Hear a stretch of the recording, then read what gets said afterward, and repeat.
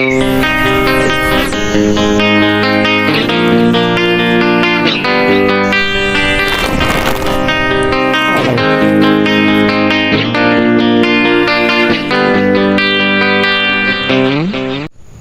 assalamualaikum warahmatullahi wabarakatuh. Kita jumpa lagi di Peri Dunia Tani. Oke sahabat tani, kita akan membahas tentang bagaimana, apakah bibit di bawah pohon kopi itu bagus untuk dijadikan bibit. Nah, ini pertanyaan ini udah lama dari saudara kita dari kawasan Dieng ya. Saya minta maaf karena terlambat membahas, baru kali ini kita sempat ya, karena terlalu banyak pertanyaan ke saya, jadi saya harus membahas sesuai urutan. Oke, jadi kali ini kita membahas tentang bagaimana, apakah bagus bibit yang di bawah pohon kopi atau bibit liar ya. Oke, baik sahabat tani. Nah, sudah kita lakukan pemiringan, sudah kita lakukan pembersihan di sekitar batang kopi, dan sudah kita lakukan pemupukan. Alhamdulillah terserap sempurna ya, karena tadi malam musim hujan. Oh, ini masih ada sisanya ya. Tuh, pupuk Posca.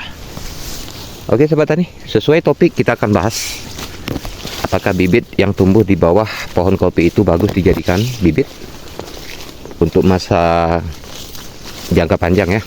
Oke, jadi begini sahabat tani, ini sudah saya sediakan lahan untuk saya pindah ke tempat semai baru ya. Bibitnya yang mana? Nah ya, yang ini ya. Oke, sebelum sampai ke situ sahabat tani, jawaban yang tepat adalah bisa. Oke, bisa. Tidak ada masalah kalau bibit kita ambil langsung dari bawah pohon kopi, tetapi dengan syarat ya seperti itu sahabat tani ya. Di sini ada dua pro dan kontra mengenai tentang bibit yang tumbuh liar di bawah pohon kopi ini. Yang pertama, ada yang beranggapan bibit yang tumbuh di bawah ini itu tidak bisa dijamin atau tidak pasti apakah bagus atau tidak ya. Tetapi jujur, saya pribadi sering saya pakai seperti ini sobat tani. Dan yang kontra lagi adalah ada yang mengatakan bahwa bibit yang tumbuh di bawah pohon kopi ini belum tahu apakah yang tumbuh ini dari bibit unggulan atau bukan. Nah, jadi kalau saya pribadi sahabat tani, ini saya selaku petani kopi yang sering mengambil bibit tumbuh liar dari pohon kopi, saya tengok baik-baik aja ya, bagus-bagus aja.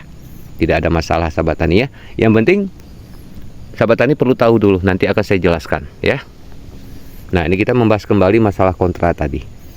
Banyak yang bilang tidak bagus, makanya banyak yang beli kepada penyedia bibit ya. Nah, tetapi saya sendiri jarang saya beli dari penyedia bibit, terkecuali saya nggak sempat dan terkecuali saya memang harus terpaksa, kepengen yang praktis ya gitu ya. Oke, kita masuk.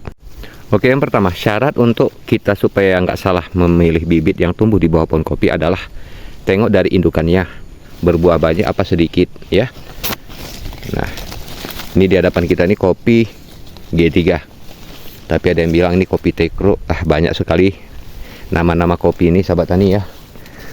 Jadi kalau kita tanya orang ke orang, beda-beda aja tuh namanya, nggak pernah sama. Oke, jadi perhatikan dari keunggulan pohon induknya. Pertama adalah dari buahnya. Buahnya besar dan gendut dan merah mengkilap tanpa penyakit, dan pertumbuhannya sempurna seperti yang ini terlihat ya. Oke.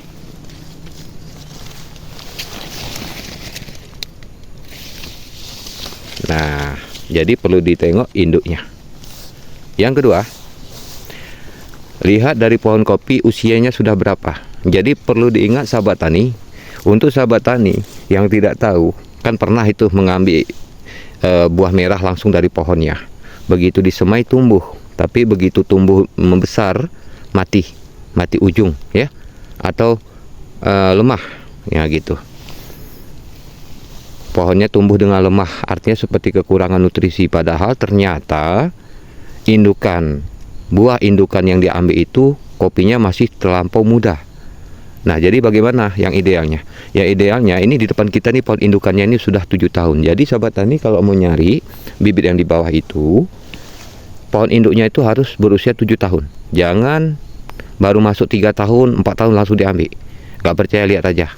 Nanti begitu semai tumbuh, begitu tumbuh nanti sebentar habis itu layu mati atau menguning. Ya, itu akibat pohon indukannya masih terlalu muda. Kalau ini sudah matang. sudah 7 tahun, sudah matang, sudah kuat, dan sudah senior. Nah, seperti itu ya. Oke, dan selanjutnya, nah, ini akan kita pindah nanti kemari. Udah saya buat sedikit. Ini untuk cadangan ya.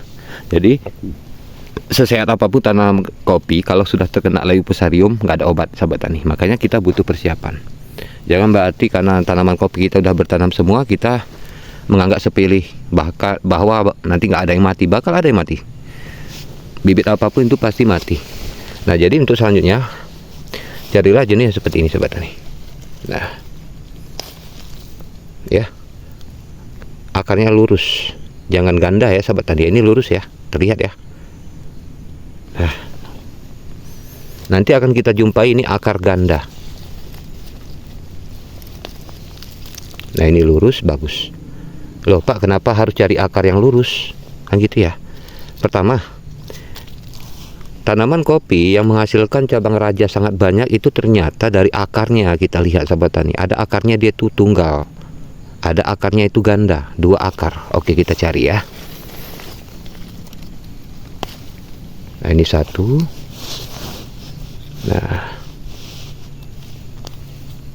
Nah, ini dia. Ini ada 2 sahabat tani. Ganda ya. Nah, ganda ya. Nih 1, 2, 3 malahan ya. 1, 2, 3. Coba bandingkan sama ini. Ini 1 kan. Tuh, tunggal kan.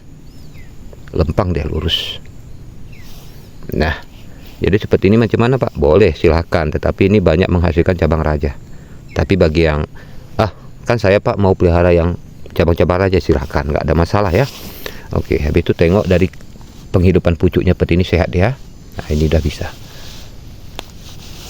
Nah, jadi Pak, mana bibit yang nggak sehat? Ya ini, seperti ini jangan. Nah, ini jangan kita tanam. Terlihat ya ujungnya, tidak bagus. Kita buang. Yang bagus kita sortir. Oke. Nah, jadi perlu diingat sekali lagi sahabat tani, pilihlah dari indukan yang sehat. Yang kedua, usia indukannya sudah 7 tahun ke atas ya. Oke, alhamdulillah banyak. Ini seperti ini pun sudah ada 20-an ini ya kan. Jadi kita nggak perlu beli bibit. Nggak perlu kita beli bibit ya, karena bibit terbaik itu adalah berasal dari kebun kita sendiri. Kalau dari beli belum tentu. Apalagi perbedaan MDPL, makanya namanya tuh pengalihan ya, itu sering terjadi tuh. Jika kita bisa beli di daerah Bebesen ya, terus kita pindah tanam ke daerah Pondok Baru, itu pasti beralih sahabat tani. Kenapa? Karena MDPL sudah berbeda, dan habis itu tanahnya pun udah beda ya kan.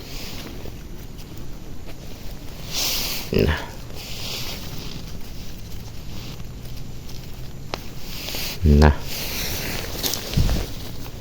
ini semua bisa diambil. Seperti ini juga boleh. Tuh, pelan-pelan ya. Oke.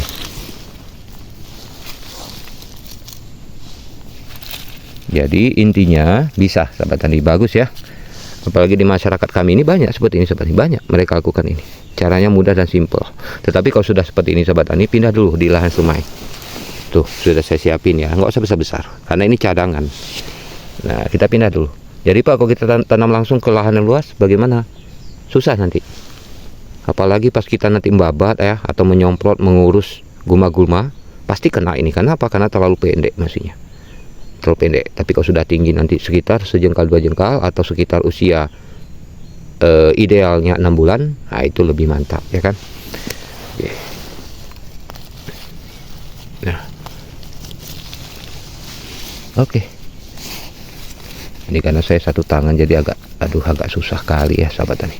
Dan yang oke, akan kita lanjut aja sebisa saya ya. Dan sahabat tani, ini jika akarnya terlalu panjang, pikobon ini kan semakin ujung makin halus, putuskan ya, putuskan. Pakai apa Pak? Pakai tangan, pakai kuku pun boleh ya, putuskan. Nah, segini aja, segini sudah bisa. Ini kok udah putus, makanya nggak saya putuskan lagi. Oke, tuh jelas ya. Oke, baru kita lubangi. Nah, tuh.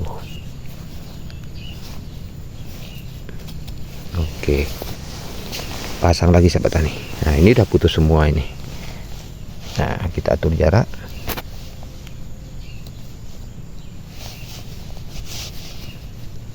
Nah, jaraknya macam mana seperti ini ya, satu telunjuk sahabat tani. Ya, tidak masalah untuk tanam kopi. Lebih jarang lebih bagus. Kalau seperti ini pun dah bagus ya, satu telunjuk. Oke. Nah, ini sudah banyak, kita selesaikan dulu sahabat tani.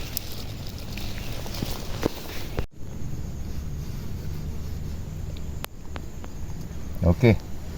Baik sahabat tani, sebelum kita tanam, seperti tadi saya bilang, ini kameramennya terlambat muncul, ini kebetulan muncul, jadi pas kali ya. Ini akar paling ujung kita patahkan, ukurannya seperti ini ya, seperti inilah ya. Oke. Nah, jadi sudah bisa. Kenapa? Untuk mempercepat memacu akar baru, akar serabutnya lebih banyak ya. Tanaman kopi kan keandalannya akar serabut. Kalau makin cepat akar serabut, semakin cepat tumbuhnya. Oke, untuk jarak tanam seperti ini. Cara tanamnya tuh, jangan tenggelam batang ya, segini tuh, jangan tenggelam batang. Gampang ya. Nah, jadi yang penting kalau akar serabutnya terlalu panjang seperti ini, kurangi.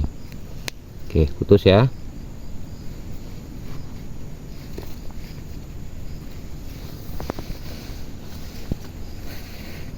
Ini cadangan sahabat tani, jadi nggak perlu banyak-banyak ya, sisipan, jaga-jaga.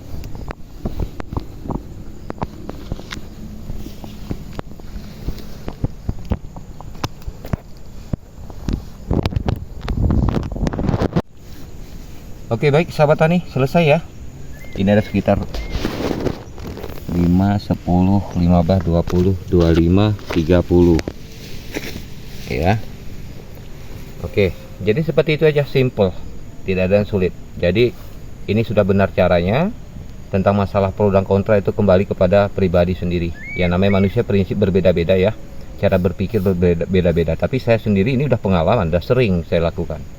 Cara mudah, gratis, tanpa beli ya, bisa kita semai sendiri. Malah jaminan kalau kita bibitkan dari lahan kita sendiri, karena tidak akan terjadi yang namanya pengalihan, keraguan ya kan.